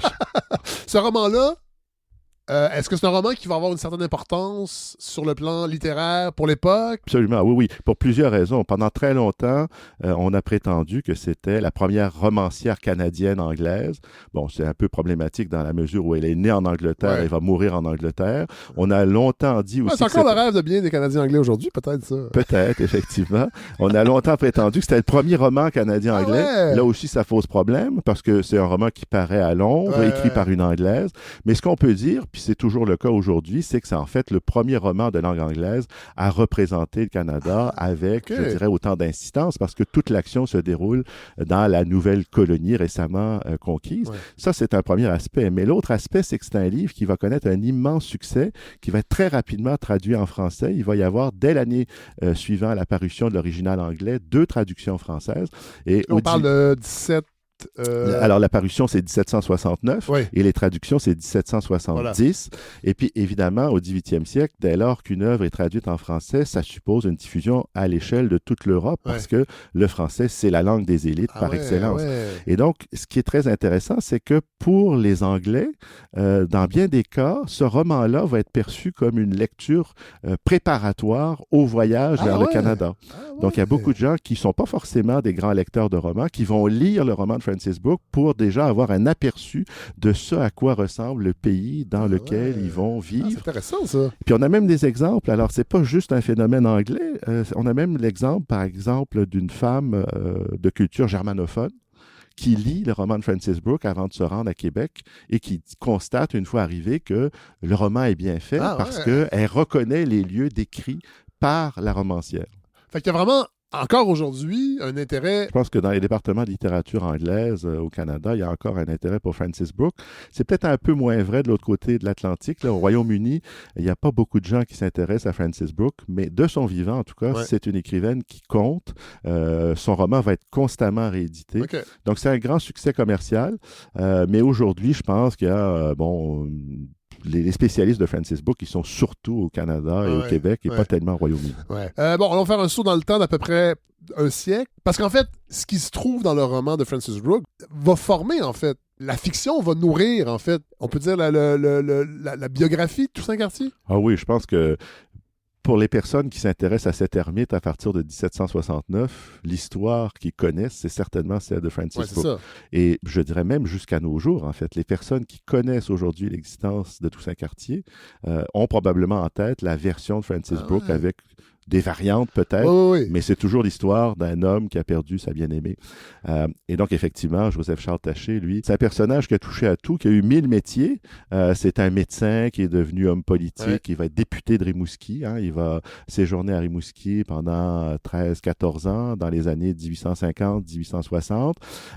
Et puis, c'est surtout un écrivain, en fait. À ses propres yeux, sa vocation la plus importante, c'est celle d'écrivain. Et donc, il va écrire toute une série de contes et légendes. Peut-être l'œuvre la plus connue aujourd'hui de Joseph-Charles Taché, c'est Forestier et voyageur, qui fait paraître en 1863 et qui met en scène donc des bûcherons, des coureurs des bois. Mais c'est vraiment extraordinairement bien écrit. En fait, c'est assez haletant. C'est comme l'épopée du Canada français à une époque où il n'y a pas de frontières encore bien délimitées. Et pour lui, le destin du Canada français, c'est vraiment, en quelque sorte, d'habiter un territoire qui va d'un océan à l'autre. Bon, évidemment, assez rapidement après, les Canadiens français vont devoir renoncer à beaucoup de leurs ambitions, mais c'est un livre qui est fascinant de ce point de vue-là, puis fascinant aussi parce que Taché, en fait, s'intéresse beaucoup aux Autochtones. C'est un des rares bourgeois de l'époque à accompagner, notamment, par exemple, les Malécites dans leurs excursions dans le bas du fleuve jusqu'à la rivière Saint-Jean, donc entre le Québec et le Nouveau-Brunswick. Et en fait, aux yeux de ses contemporains, c'est un personnage tellement étrange qu'on le surnomme l'Iroquois. Et évidemment, on vit dans un monde où les cultures autochtones ne sont pas du tout valorisées. Donc, c'est un terme de mépris, c'est presque une invective. Mais Taché, justement, lui, revendique ça comme une fierté parce qu'il trouve que les cultures autochtones sont vraiment très riches et probablement même plus riches que les cultures, disons, occidentales. À ceci près que c'est quelqu'un qui est un catholique convaincu et il croit que quand même, il faut se convertir au catholicisme si on veut être sauvé. Donc, c'est quelqu'un qui est pris dans des contradictions. Écartelé entre deux cultures. Et lui, il va va pas tellement aimer ce qu'on retrouve dans le roman. En fait, ce qui reste, parce qu'on est presque un siècle après l'apparition du roman, ce qui reste encore du roman de Francis Brooke par rapport à Toussaint Cartier. Puis c'est plus fort que ça, il est indigné. Et puis il utilise une expression qui est pitoyable roman d'amourette. Pour lui, le roman de Francis Brooke, c'est un pitoyable roman d'amourette. Bon, j'imagine qu'il y a une petite misogynie aussi de l'époque aussi par rapport aux écrivains. Très probablement. Une certaine anglophobie aussi de la part de Taché. Mais je dirais que ce qui joue peut-être le plus, c'est le fait que Francis Brooke est une anglicane alors que lui est un catholique fervent. Et je pense que le vrai conflit, il est sur le plan confessionnel. Et c'est vrai que Francis Brooke ne pouvait pas envisager que Toussaint Cartier se soit fait ermite par dévotion, tout simplement parce que dans l'Église d'Angleterre, il n'y a plus de moines et il n'y a plus d'ermites non plus depuis 1534. Donc, c'est pas faute de bonne volonté. Non. C'est simplement ça rentre pas dans son schéma. C'est ça. Dans ses cadres conceptuels à elle, on ne peut pas se faire ermite pour des raisons religieuses. Alors que pour Joseph-Charles Taché, c'est la première raison de se faire ermite. C'est pour faire son salut. Puis par ailleurs, à cette époque, Taché, en fait, redécouvre un certain nombre de documents d'archives qui étaient complètement oubliés depuis le 18e siècle. Et il dit, il ne faut pas chercher midi à 14 heures, c'est très simple. Il n'y a qu'à lire les documents d'archives et on trouve la réponse dans ces documents d'archives parce que de fait, dans un acte de 1728, on nous dit que Toussaint Cartier se retire sur l'île pour faire son salut. L'expression est employée littéralement dans le document. Mais le problème, comme on l'a vu, c'est que bien sûr, les autorités religieuses du 18e siècle ne considèrent pas que c'est une manière valable de faire son salut. Donc, il reste quand même une énigme, mais Taché, simplifie les choses à l'extrême en disant, voilà, un homme qui est une sorte d'exemple de foi. À ses yeux, je pense qu'il y a même une dimension presque de sainteté. Hein. Et puis, évidemment, il y a un rapport très particulier avec Toussaint Cartier parce que, en fait, il va épouser la petite fille d'un descendant des seigneurs qui passe pour avoir retrouvé l'ermite inconscient sur le plancher de sa maison en janvier 1767. Donc, il a un peu l'impression que ça fait partie de l'histoire élargie de sa famille et qui sait mieux que n'importe qui. Ça, c'est la famille Lepage? C'est la famille Lepage, effectivement. Il va épouser une descendante de la famille Lepage. Et donc, le grand-père de son épouse, c'est Charles Lepage, qui est un personnage haut en couleur, semble-t-il, un grand conteur qui va mourir nonagénaire. Et donc, comme tout conteur qui se respecte, forcément, il s'inspire probablement d'une certaine réalité historique, mais il embellit, il ajoute, puis d'une fois à l'autre, sans doute que la version qu'il raconte à propos de l'ermite n'est jamais tout à fait la même. Mais justement, c'est intéressant parce que, à sa façon, même si c'est pas un écrivain, Charles Lepage, très certainement, est analphabète, mais c'est quelqu'un qui contribue à relayer la mémoire de l'ermite, puis même à en faire une légende au sens fort du terme, c'est-à-dire un fait historique qui a été recomposé, réécrit, refaçonné par la mémoire collective et l'imaginaire collectif. Et donc, Charles Lepage est un personnage central dans la survie de l'ermite au 18e siècle et au 19e siècle. On peut peut-être parler de l'abbé Louis-Édouard Bois qui a rédigé un roman qui a pas été publié? Non, qui est resté donc...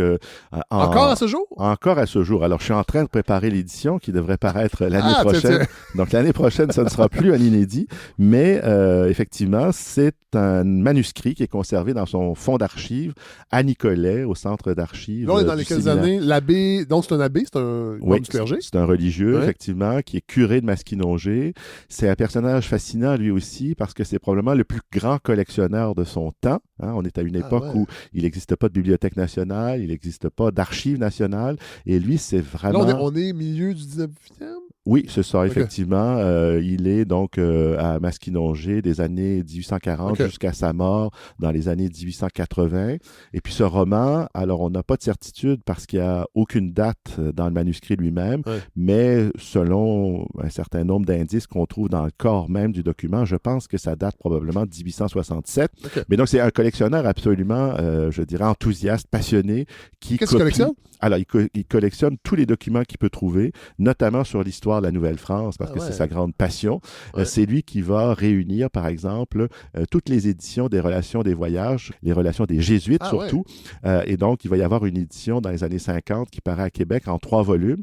C'est beaucoup grâce à l'action de Louis-Édouard Bois qui va faire venir d'Europe soit des imprimés, soit encore faire retranscrire des manuscrits des relations des Jésuites. Donc, il collectionne comme ça tout ce qu'il trouve, tout ce qu'il trouve d'intéressant, et ça va va, je dirais, des photographies, des gravures aux signatures. Il va même, alors ça c'est un peu triste parce que c'est une pratique qui est fortement déconseillée à notre époque, mais il va aller découper des signatures de personnages historiques célèbres pour les coller dans son espèce de spicilège. Donc il a à la fois... On peut pas faire ça, Claude de Charité, aujourd'hui? C'est fortement déconseillé quand même, parce que les chercheurs qui passent après vous, évidemment, risquent d'être un peu déçus.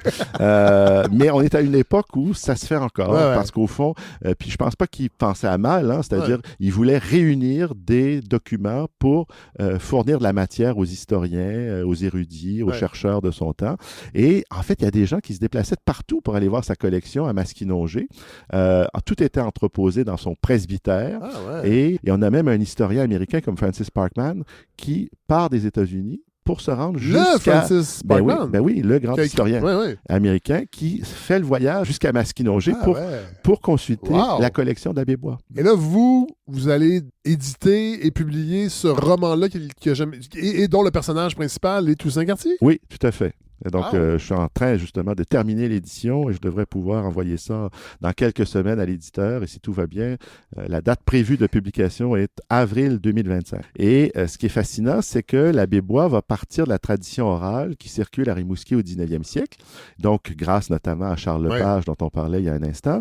Et en fait, cette tradition orale insiste sur un point qui revient dans tous les récits qui circulent à Rimouski au début du 19e, c'est le fait que Toussaint Cartier serait le descendant de Jacques Cartier, le capitaine Malouin.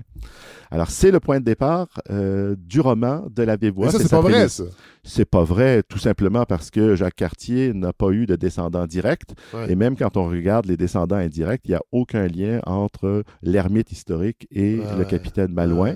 Sauf qu'évidemment, on voit bien comment l'imaginaire collectif procède, c'est-à-dire que Jacques Cartier, c'est le quartier le plus célèbre. Puis l'ermite s'appelant Cartier, forcément, il faut qu'il y ait un lien de parenté entre les deux. Il y a Jacques Poulain aussi. Exactement. Qui va utiliser la figure de Toussaint Cartier. Pour les gens de mon âge, donc début cinquantaine, Jacques Poulain, c'est une lecture obligatoire au cégep. Volkswagen Blues, absolument. C'est lui, hein, c'est ça. Exactement. Et qui a fait Les Grandes Marées aussi. Oui. Et c'est là-dedans qu'on retrouve, on est en 1978. 1978, mais dans les années 90, il y a par exemple 2 romans où l'ermite est aussi évoqué, mais en une ligne ou 2. Donc c'est la dernière œuvre de fiction où on parle sur quelques pages de l'ermite Toussaint Cartier, mais c'est une version très intéressante parce que en fait, il va proposer non pas une histoire d'amour éperdu comme Francis Brooke, non pas une histoire édifiante catholique qui reposerait sur des motivations religieuses comme Taché ou l'Abbé Bois, mais plutôt l'histoire d'un ermite qui serait esthète, qui découvre l'île Saint-Barnabé, qui trouve cette île absolument magnifique et qui se dit, voilà, moi j'aimerais passer le reste de mes jours sur cette île à cause de la beauté des lieux et du mystère de cette île. Et c'est vrai que quand on a la chance d'aller sur l'île Saint-Barnabé, c'est un parc municipal maintenant. Hein? Donc chaque été, on peut s'y rendre en Zodiac grâce à la ville de Rimouski. Mais c'est vrai que c'est un endroit magique. Hein? Et moi, mon point de départ, mon intérêt pour l'ermite tient aussi au fait que la première fois que je suis allé sur l'île, j'ai été absolument envoûté. Donc, je me reconnais absolument dans la version que propose Jacques Poulain d'un ermite esthète conquis par la beauté des lieux. Et là, on y arrive à votre livre, L'œil de l'ermite, paru... en 2023. Qui mélange... l'histoire, parce qu'on parlait de Charles Lepage tantôt, on le retrouve là-dedans, qui mélange un journal de la pandémie, absolument, d'un professeur, qui mélange aussi de la poésie. En fait, comment on arrive à être chercheur et littéraire en même temps? En fait, mon intérêt pour la littérature vient du désir d'écrire, comme pour beaucoup de gens. Et donc, quand j'avais 15-16 ans, j'ai découvert Nelligan à l'école secondaire. J'étais absolument ébloui, foudroyé. Je me suis pris pour Émile Nelligan et comble de malheur. Ma mère trouvait que je ressemblais à Émile Nelligan, donc vous voyez comme c'est dangereux l'amour-propre, surtout quand c'est flatté par une mère bienveillante. Ça, c'est intéressant, il y a plein de couches là-dedans. Oui, c'est ça. Et donc, voilà, alors en fait, je me suis intéressé à la littérature d'abord pour écrire, donc des poèmes, etc. Donc, j'ai toujours eu, à côté de ma démarche de chercheur, une démarche de créateur. Forcément, une nourrit l'autre. Oui, absolument. Pour moi, c'est essentiel et important. mais pendant longtemps, effectivement, comme vous le disiez, j'ai cherché un peu à compartimenter les choses, parce qu'au début, quand j'ai obtenu un poste à l'université, ben, c'était en tant que spécialiste d'histoire littéraire, et là, je me suis dit, bon, il ne faut pas trop mélanger les genres, etc. Mais j'ai continué d'écrire en parallèle, et j'avais des textes de création plein mes tiroirs, et puis à un moment donné, je me suis dit, bon, ça suffit, parce qu'en fait, la littérature, c'est un tout, donc c'est absurde de vouloir segmenter les choses. Claude Lacharité, c'est à la fois l'historien littéraire, mais c'est aussi l'auteur de textes de création, et je pense que c'est important parce qu'effectivement, comme chercheur, très souvent, j'ai l'impression de faire de la création, et en faisant de la création, j'ai l'impression de prolonger mon travail d'historien littéraire. Mais ça, c'est intéressant parce que on l'entend aussi de chercheurs qui sont pas du tout dans le domaine littéraire, mais même en sciences pures, sciences exactes, ils vont souvent parler de l'aspect création pure, que chercher, c'est créer. Ah oui, absolument. Mais je pense que formuler une hypothèse, c'est ça. Oui, C'est-à-dire, on imagine quelque chose qui pourrait être, puis ensuite, on essaie de trouver des éléments qui vont venir renforcer cette hypothèse, des indices, des preuves, etc. Et je pense qu'en sciences pures, comme en littérature, on a une démarche qui se ressemble beaucoup. Et pour moi, c'est important, c'est même central, et je veux à tout prix essayer de faire en sorte que ça fonctionne en symbiose plutôt qu'en opposition. Et en tout cas, moi, c'est comme ça que je vois les choses. Et c'est pour ça que j'ai fait ce livre de fiction, mais que je prépare en parallèle une étude qui va réunir tous les éléments que j'ai découverts comme chercheur à propos de l'ermite. Et j'aimerais que les lecteurs qui en ont l'envie, bien sûr, puissent lire l'un et l'autre. Oui. Est-ce que la pandémie a actualisé la figure de l'ermite? Parce que ça, on le sent dans votre livre. Oui, effectivement, la pandémie a été comme une espèce de circonstance inespérée, parce que ça fait très longtemps que je rêve de faire un livre de création sur l'ermite. Et donc, j'ai dans mes tiroirs au moins 2 ou 3 romans avortés que je n'ai pas réussi à terminer parce que... Qu'un autre chercheur publiera dans un siècle, peut-être, bien que je doute de l'intérêt de ces romans avortés. Mais, et donc, j'ai repris tout ça. J'avais écrit déjà un certain nombre de textes, mais c'est vrai que pendant la pandémie, je me suis dit, oui, en fait, c'est une occasion, alors évidemment malheureuse pour certains, mais pour moi, c'était comme une occasion inouïe, parce que je me dis, c'est comme si Toussaint-Cartier devenait une sorte de maître à penser, alors qu'on souffre de devoir vivre reclus chez soi. Il y a des gens dans l'histoire qui ont fait le choix librement de vivre seuls. Et qui vont le faire encore. C'est ça. Et donc, il y a peut-être quelque chose à apprendre de tout ça. Et donc, effectivement, l'universitaire qui tient son journal de confinement, profite de la pandémie pour réfléchir à Toussaint-Cartier, mais pour aussi essayer d'en tirer des leçons pour sa propre vie et sa propre réclusion pendant la pandémie. J'ai l'impression qu'être chercheur universitaire, c'est un peu être ermite d'une certaine façon. Oui, je pense qu'il faut, comment dirais-je, sans s'enfermer dans une tour d'ivoire. Non. Surtout pas. Je pense qu'il faut quand même essayer de prendre un peu de recul par rapport à l'époque. Et puis, c'est vrai que la démarche de chercheur universitaire, ça suppose du temps, alors que quand on est dans la réaction viscérale, dans l'opinion, on est dans l'instantané. Donc, on est toujours un petit peu, je pense, déphasé par rapport aux contemporains. Mais c'est à la fois quelque chose de frustrant, parce qu'on aurait envie, nous aussi, peut-être des fois, de réagir à chaud. Puis en même temps, je pense que c'est quand même quelque chose d'intéressant, parce que ça permet parfois, pas toujours, mais d'avoir un peu de recul, un peu de hauteur, penser les choses autrement. Et puis... Et après ça, vous venez briser l'isolement à la balado pour nous partager le fruit de vos recherches. C'est ça, mais comme Toussaint-Cartier, je pense que Toussaint-Cartier, je ne l'ai pas connu personnellement, puis je ne suis pas convaincu d'avoir trouvé la vérité à son sujet, mais je ne crois pas que c'était un homme qui vivait absolument seul. C'est impossible de vivre absolument seul. Les gens qui vivent absolument seuls, ils sont emprisonnés dans des cellules à très haute sécurité et perdent l'esprit après 2 ou 3 semaines en général. Donc, c'est quelqu'un qui vivait en retrait de sa communauté, mais qui, je crois, vivait malgré tout avec sa communauté, mais à distance. Et la meilleure preuve qu'on puisse en donner, c'est lorsqu'il perd conscience à la fin janvier, les gens qui sont sur la terre ferme, donc à 3 km, puisque l'île Saint-Barnabé est à peu près à 3 km du rivage à Rimouski, s'aperçoivent qu'il n'y a plus de fumée qui sort de sa cheminée. Et comme on est à la fin janvier puis qu'on est à Rimouski, c'est un très mauvais signe, ça. Et donc, on va envoyer des gens pour aller rendre visite à l'ermite. Puis, évidemment, on va constater qu'il est inconscient. On va le rapatrier sur la terre ferme. Donc, ça montre quand même que tout en étant à distance, il y avait un rapport très, très étroit avec les membres de sa communauté. Et je pense que, en tout cas, c'est ce que je souhaite faire comme universitaire. Je ne sais pas si j'y arrive, mais je suis à la fois en retrait, mais j'espère être en symbiose avec ma communauté. Oui. Alors, Claude Lecharité, merci d'être venu nous partager toutes ces observations, vos travaux, en fait, une partie de vos travaux. On lit L'œil de l'ermite, c'est publié chez l'Instant Même, toujours disponible dans toute librairie indépendante, bien sûr. Merci.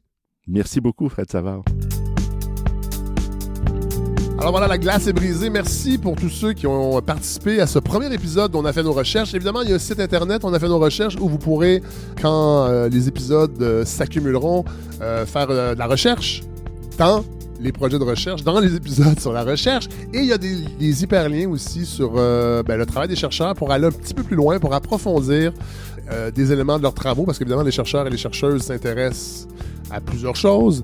Alors voilà, c'est vraiment le but de tout ce projet-là, c'est de porter un éclairage sur la recherche universitaire québécoise et pour la recentrer dans le dialogue collectif et mettre la démarche scientifique au premier plan. Alors voilà, on se retrouve très très très bientôt.